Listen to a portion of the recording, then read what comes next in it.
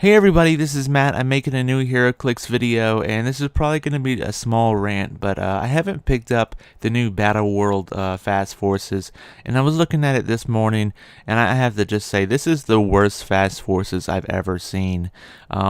So if you don't know what the theme of it is, it's basically the Runaways, but instead of like Molly Hayes, her name is Princess Powerful, and they all have like these code names and stuff, and I don't know if that's from like the Secret Wars storyline or what, but let's just start looking at these pieces. So this is Princess Powerful, Molly Hayes. She's 50 points. She has charge, invulnerability, 3 damage, 11 attack. She has super strength, and a free action. If she's not holding an object, you can generate a standard light object that she's now holding. And that's actually like a really great first click. She has 6 clicks of life, which is pretty good. But her power set is just so wibbly wobbly all over the place. She goes charge, sidestep, charge, sidestep, charge, sidestep. So it's very hard to rely on if she takes any damage, what she's going to bounce onto and be any useful. Her attack value very quickly goes from 11 down to 8, which is really just ugh. And her defense values all over the place. 18, 16, 18, 16, 18, 16. Basically, if your opponent can poke her for offer her first click, then all she has is 16 toughness. They can just blow her past through the rest of her dial. She probably is the best piece in this Fast Forces. Just for having a long life. If she doesn't take any damage the entire game, she could be really useful. Just for 50 points. But honestly, I prefer the Molly Hayes that's cheaper in the main set, in my honest opinion. So, I mean, this is probably the best thing we're going to see today in this Fast Forces, in my opinion. So let's keep going. We have Rose Red, which is that Heroclix girl from the main set. She's 40 points. She has stealth, poison, and exploit weakness, with some defend and support on the back end, which the defend and support is a really great combination. I just, it's so far late into the dial.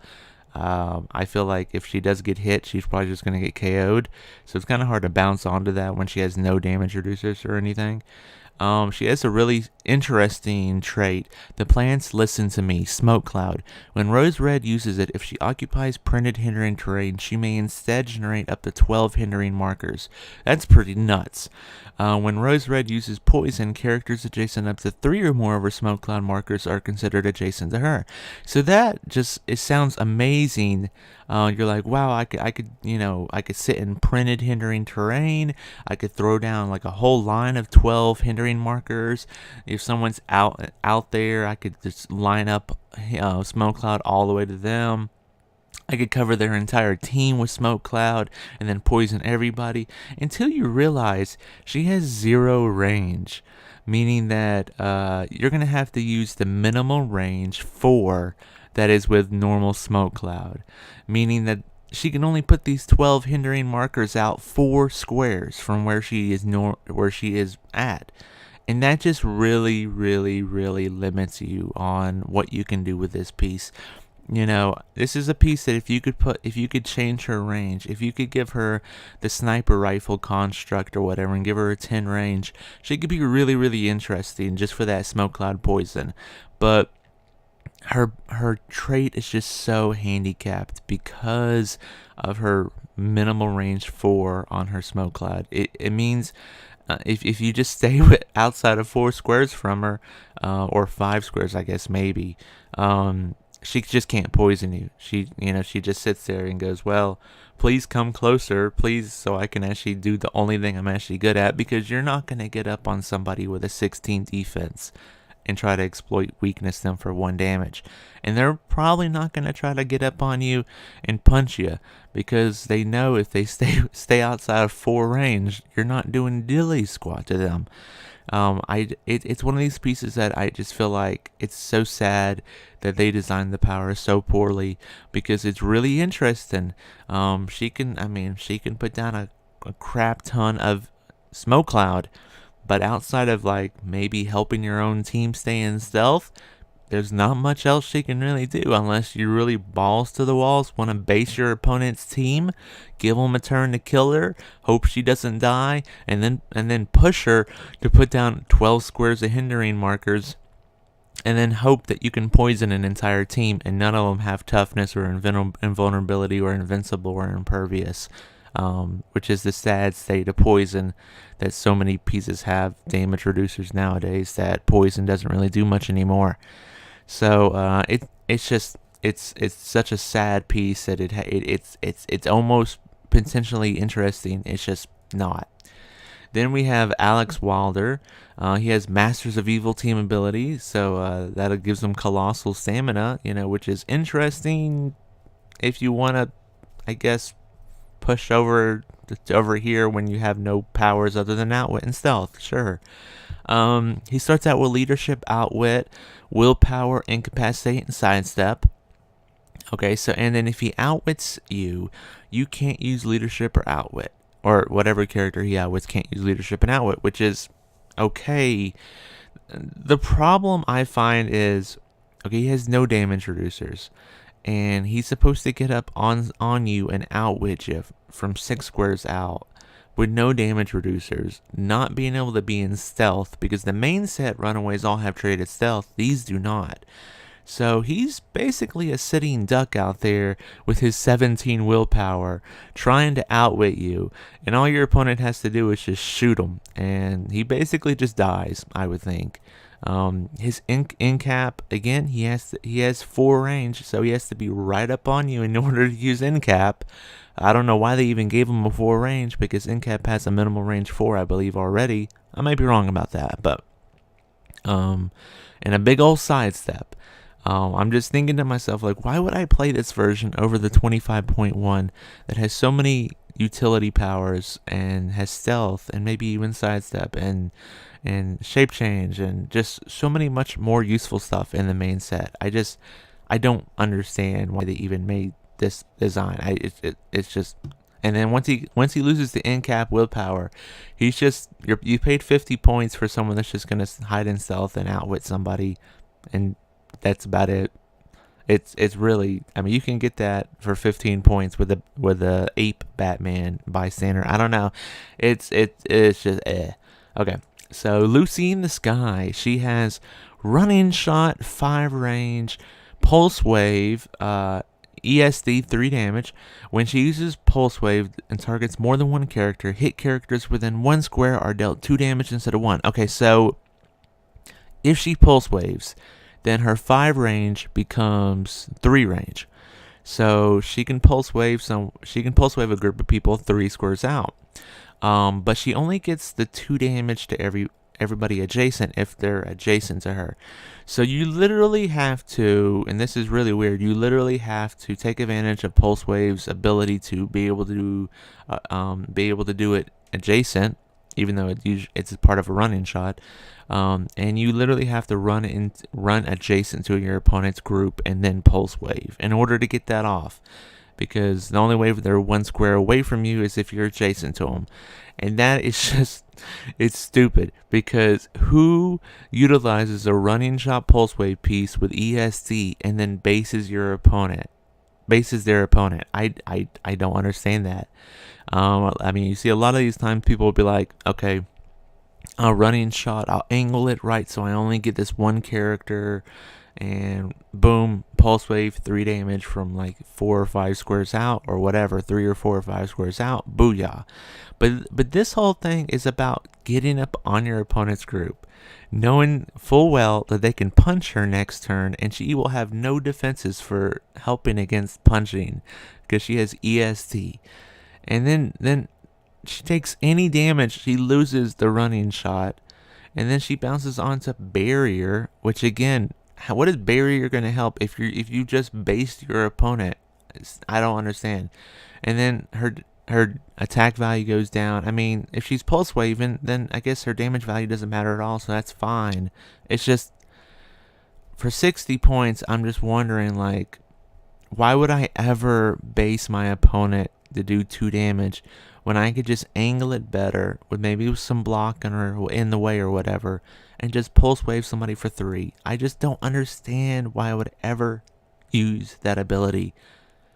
I mean, unless I just wanted to kamikaze right into your opponent's team and say, here's 60 points. I hit all your dudes. Maybe I have 11 attack. Maybe I hit all your dudes for 2 damage. But well, not even all your dudes. It's only the people she's adjacent to. So if your opponent was somehow able to, layer them so they have some people behind other people, then you couldn't be adjacent to everybody. You would only hit the front people for 2 and the back people for 1, maybe. It's just, it's so weird. I don't understand who came up with this power and thought it was an interesting power. I don't understand. Then we have Sister Grimm. She is stealthy. The first one that has stealth, I think. Maybe Rose Red has stealth, probably. Sister Grimm, stealthy. Quake? She has Quake. Okay, maybe she can really slam her staff into the ground really hard and make it quake. I don't know. This is Nico, by the way. Super senses and prob. Okay, so I kind of get the stealth, super senses and prob. The quake is really, really weird. She actually has some decent range, 6 range. There you go. And then she has this ability, Staff of 1, probability control. When she uses it to reroll an attack roll with 1 or more 1. After resolutions, heal her 1 click. So if you have to push her and she lands over here, then if she re-rolls a roll that has 1 or more 1s in it, then she heals up 1. That's not bad. So you're paying 50 points for basically a probability control piece. The quake is never going to happen. She's not going to base your opponent. What is this? Is this just the entire Fast Forces all about basing your opponent? Just getting right up on them. Rose Red puts down the hindering. And, Lucy pulse waves them. And Princess Powerful just keeps punching with light objects. And Alex Wilder just keeps... I don't understand. None of them have any damage reducers, maybe outside of Princess Powerful. And they're trying to base your opponent. I don't understand how this works. Anyways, the Quake... I don't know. I don't really understand Quake. You're paying 50 points for prob on this piece. Maybe 6 range. If she stays on her first 2 clicks, then maybe she's okay. She does have Avengers keyword, which is actually one of the really, really nice things. And Mystical. I mean, gosh. Those are probably the 2 best keywords I've seen in this Fast Forces. She's actually not bad. I take it back. I like her a little bit more than Princess Powerful. Because for 50 points, she's definitely overcosted. But, at least she could sit back and maybe poke somebody for 2 and prob. And if she has to push, maybe she can actually heal back up at some point in the game. She's not absolutely horrible. I maybe would try her out one time on an Avengers theme team. That's the first piece I would actually say I would maybe try out. But still, Quake? What the heck? And then we have Talkback. And he is basically just sidestep perplex. Yeah, with no range. Really interesting. And then if your opponent is dumb enough to actually hurt him, he gets better. He somehow got the Dark Hawk amulet. It gives him charge, the flight symbol. When he uses charge and hits after resolutions, you may heal him 1 click. Because that's what you really want to do. You want to go from charge, flight, to sidestep. Yep. That's what most people want to do. They want to lose their charge and flight and flurry and actual damage reducers, and they want to just gain sidestep and perplex. Yep, not really. No, actually, you would probably want to prefer to stay on this click. So I guess you may heal him. You don't have to heal him. So just hope your opponent hits him for 2. So he can get off his stupid perplex click and actually land on a decent attack click. But then again, if your opponent hits him for any more damage, he's going to end up with 9 attack, and 9 attack is pretty lousy nowadays. That's not a bad click, but if your opponent doesn't ever attack him, you're going to have to just sit there and push, and push, and push. Maybe you just throw him in the middle of Lucy in the sky and just hope she pulse waves him. I don't know. it's if he started out with these clicks, I would say, wow, that's interesting. But you have to like jump through these hoops just to get over here. Otherwise, you're paying 50 points for Perplex. I can get that for 15 points with Eric Masterson. I mean, I can get that for 15 points with Big Owl. You know, I mean, there's so much cheaper Perplex out there. Why would I pay 50 points for a Perplexer that if I'm lucky, that if your opponent hits him for 4 damage, he's going to blow right past it. If they hit him for 3 damage, 1, 2, 3, oh look, he missed the 11 attack. I mean, if he pushes, okay, I'm going to push. And your opponent's like, hey, take 3, 1, 2, 3. Well, yep. That's about, yep. He's back. I mean, it's so situational. There's no stop click. There's nothing to allow him to land on this weak click. And that's where the whole design just falls apart. So, this is the worst Fast Forces I've ever seen. And, you know, I can't think of other Fast Forces, but, I mean, the Batman one had the Poison Ivy, which I loved. It had some interesting stuff. I love the Hawkeye. I love the whole way. I really like the Avengers Infinity Fast Forces. The X-Men Fast Forces was it was okay, but I mean, gosh, this Fast Force is just full of pieces that are just designed poorly. And of course, they had to do the whole JSA thing. We really want to fit the entire group in for 300 points, even though it's 6 pieces, and we know the average of the pieces are going to have to be 50 points each, and we know some pieces are going to have to be stronger than others, so we'll make them 40 points and then make the other ones 60 points. But come on. You know, some of these characters deserve more than, 50 points. Some of them definitely do not deserve more than 50 points. Like Alex Wilder, he has no powers. He's just smart. Like, why does he deserve 50-point doll? You know, I don't understand why anybody would ever buy it, other than they're just a huge Runaways fan, and they're like, well, I'll play a Runaways team and maybe run one of these pieces with them. You know, because nobody's gonna be like, oh yeah, this is gonna be the base of my Runaways theme team. I'm gonna swap out one of these characters, and this is gonna be my Runaways theme team. These are the pieces that new players buy, and then they take them to a tournament, and they get absolutely destroyed, and they don't understand what happened. And it's poor design like this that this leads to failure with new players and stuff. They're going to buy it and they're going to get disappointed that they're losing all their games because their Rose Red has to get right up on their opponent and then she gets KO'd. And their Alex Wilder has to get right up on their opponent and he gets KO'd. And their Talkback gets it right up on their opponent and he just has to swing the entire game to hopefully do 2 damage.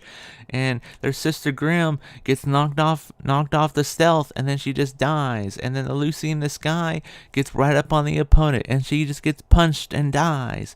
And Princess Powerful, they just stay outside her range and she just doesn't ever you know what I'm saying? There's nothing interesting. I mean, there's so many like, oh, that's kind of interesting, but oh, they messed that up. You know, oh, that's kind of interesting. Oh, that's a decent click, but you know, it's such a letdown, and I don't know what they were thinking. I definitely would not recommend buying this product. I maybe if you like Avengers, Prob, maybe, I don't know. Buy her by herself from Troll and Toad or eBay or something. Don't buy the Fast Forces. And I hate to say that because I'm all about supporting the local store, but this is a bad product. This is just a bad product, and I had to do that. I had to make this video. It's 8 a.m. I'm trying to get ready for work and everything, and I just had these feelings, and I was like, I have to make this video. I have to get this out there. So buyer beware. And I thank you for listening to this rant, this 19-minute rant. Thank you so much for checking out this video, and I hope you have fun playing Heroclix in the future, everybody. Bye-bye.